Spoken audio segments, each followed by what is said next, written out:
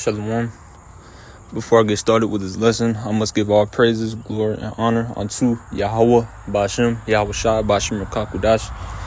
Double honors to the elder apostles, great millstone. Shalom to all the Akim in his truth and sincerity. And I want to do this. What wanted to be a quick lesson. But if not, it's all the spirit. But I'm gonna do this lesson going into how the nation of Israel will be as a tree in the kingdom of heaven. All right. Okay. The nation of Israel will be as a tree, and I'm gonna start off and I'm gonna start off in Isaiah chapter 65, starting at verse. Let's see here. I got a few scriptures written down. Isaiah 65, starting at verse 20. This is speaking about the kingdom of heaven. This is a future prophecy that has yet to come to pass. Isaiah 65 and 20. There shall be no more thence an infant of days, nor an old man that hath not filled his days. For the child shall die 100 years old, but the sinner being 100 years old shall be accursed. All right, and I'll read that in the NLT. It says, no longer will babies die when only a few days old. No longer will adults die before they have lived a full life. No longer will people be considered old at 100. Only the cursed will die that young. All right. Now, essentially what this is saying is we're not going to die. All right. That's not what it's saying. It's essentially saying that in the kingdom of heaven, there ain't going to be no more among the Israelites. All right. Because this is a prophecy for the Israelites. There will be no more stillbirths. All right. There will be no more miscarriages in the kingdom of heaven. All right. Which this proves that children will still be born in the kingdom of heaven. All right. Because you got wacky tacky Christians that try to say that in the kingdom of heaven, we're all just going to be floating. We're just going to be spirits just floating around. No, the kingdom of heaven is going to be established on the planet Earth. All right. As Yahweh Shai said in the Lord's Prayer, thy will be done in earth as it is in heaven. So the kingdom of heaven is going to be on the planet Earth. And we will still be having sex in the kingdom of heaven, the Israelites and the other nations for that matter. In the kingdom of heaven, there still will be sex and children still will be born. And this proves it. But when it says nor an old man that have not filled his days, for the child shall die 100 years old, it's not really talking about us dying. We're not going to die anymore. Okay. We're not going to die anymore. It's just giving you an idea that you're still going to be considered young. It says it in the NLT. You're still going to be considered young at 100 years old. All right, 100 years old is you're still going to be considered a youngling. Imagine that, man. All right. Like in the kingdom of heaven, like 1,000 years into the kingdom of heaven, Lord willing, we're of the elect, we might look at one of our sons or daughters that's 100 years old and be like, man, he's still young. He's still a youngling. All right, reading on, it says, and they shall build houses and inhabit them, and they shall plant vineyards and eat the fruit of them. And this is really speaking about our servants, all right? But we're going to take credit for their work, just like they did to us. All right, as it says in Wisdom of Solomon, chapter 5, all right, the 5th chapter, all right? It says, they shall not build and another inhabit. They shall not plant and another eat. For as the days of a tree are, this is the point. It says, for as the days of a tree are, the days of my people, and mine elect shall long enjoy the work of their hands. All right. So essentially, we're going to enjoy the fruit of our labor. All right. Which the labor is us preaching his word. All right. Us teaching his word. Okay. That's what the labor is. We're going to long enjoy. And notice how it says the elect. That's not the whole nation of Israel. All right. There's only a small remnant that are known as the elect. Okay.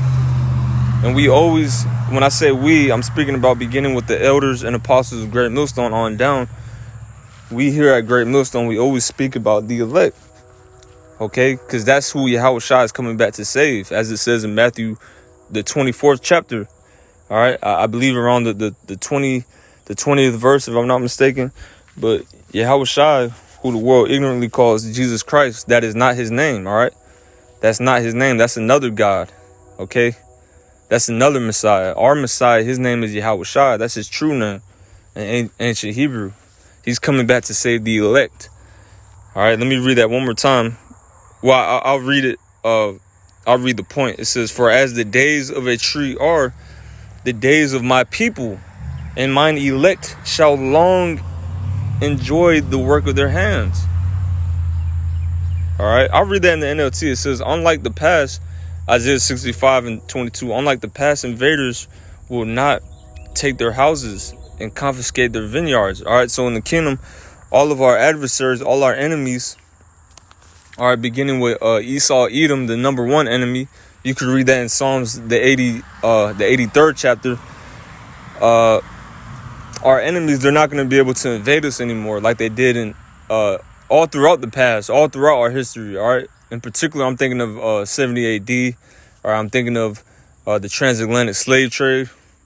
Okay, when that devil Christopher Columbus, which, as our apostles always bring out, his real name was Cristobal Colon. All right, the conquistadors, our enemies, they're not going to be able to invade us in the kingdom because they're going to be under our foot. The Lord's going to put our enemies under our foot, man. All right, and that's the gospel. The gospel is our enemies are going to be our servants. It says that in Isaiah 14. And it says, "For my people will live as long as trees, and my chosen ones will have time to enjoy their hard-won gains." My chosen ones will have time to enjoy their hard-won gains. All right? Because this truth is a labor, man. This truth ain't easy. But it says we're going to, in the kingdom, though, that's when the fun begins. We're going to have time to just sit down, breathe in that fresh air and just enjoy our hard-won gains. But the point that I'm trying to make in this lesson is, it says, my people will live as long as trees. And I got an article. All right. This is from conservation.org. This was put up June 6, 2022. It says the title of the article, which Lord willing I'm gonna put in the description box, but it says the world's oldest tree is facing competition. 3 stories you may have missed. And it's written by Vanessa Bauza, if I'm pronouncing that correctly. Vanessa Bauza. And it says, number 1, what's the oldest tree on earth, and will it survive climate change? Which climate change, that's from you damn devils, man. All right? That's from you Edomites, you so-called white people. All right, polluting the earth. Okay? The earth is polluted, man. All right, the oceans are filled up with plastic. Okay, you got all type of pollutants. Okay, from burning fuels. All right, the air is polluted from the chemtrails. Okay, so you devils, you're destroying the earth. All right, but I believe this tree is gonna live until the kingdom, though. So let me continue on. It says, 2 ancient trees bring attention to threat of global warming. It says, the story in Eastern California, a Great Basin Bristlecone pine tree, or pine, known as Methuselah, has been long considered the Earth's oldest living tree, or oldest living thing. Salakia. Excuse me. It says, has long been considered the Earth's oldest living thing. And they named it Methuselah. All right, and that goes back to Genesis. All right, Methuselah. Which, let me see how long If I'm not mistaken, Methuselah lived 900 years. He almost lived 1,000 years. I'm gonna look it up real quick just to for clarification. How long did Methuselah live? All right, he lived 969 years. Damn, and that's in Genesis 5:27. He lived 969 years. He almost lived 1,000 years. Okay, because back then they were more pure. Man was more robust, if I'm using that word correctly, because they were more righteous back then, man. All right. But over time, which that's another lesson for another time. Over time, all right, we began to be diminished because sin was brought into the earth, and sin, the wages of sin is death, and that's why our lifespans have been shortened tremendously. All right, but in the kingdom of heaven, our lifespans are going to be infinite. The Lord's going to upgrade us, man. All right, and I'm going to get to that. But written on in the article, it says, but wait. Wait. Let me go back up. It says, going back to Methuselah, it says, according to tree ring data, it is 4,853 years old. All right, let me read that again. It is 4,853 years old, meaning that Methuselah was well established by the time ancient Egyptians built the pyramids of Giza. All right, and what did the scripture just say? We're going to be like trees, man. All right, it says my people will be like trees. We're going to live forever, man, because a tree is essentially immortal if left alone. All right, if you leave a tree alone, essentially it's immortal. All right. Even if a tree falls over, if it's around other trees, the other trees is gonna catch it. All right. Because trees are alive too. Trees have spirits, man. All right. Trees are actual creatures that have spirits. All right. But the point is, we're gonna be like trees. It says, but wait, a challenger has emerged to vie for Methuselah's record. And that reports National Geographic's Craig Welch.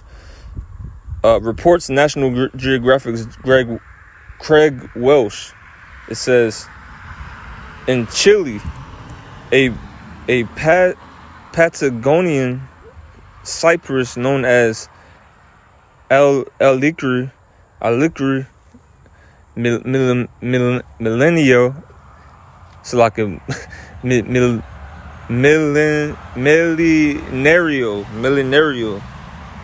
It says, or Gran Abu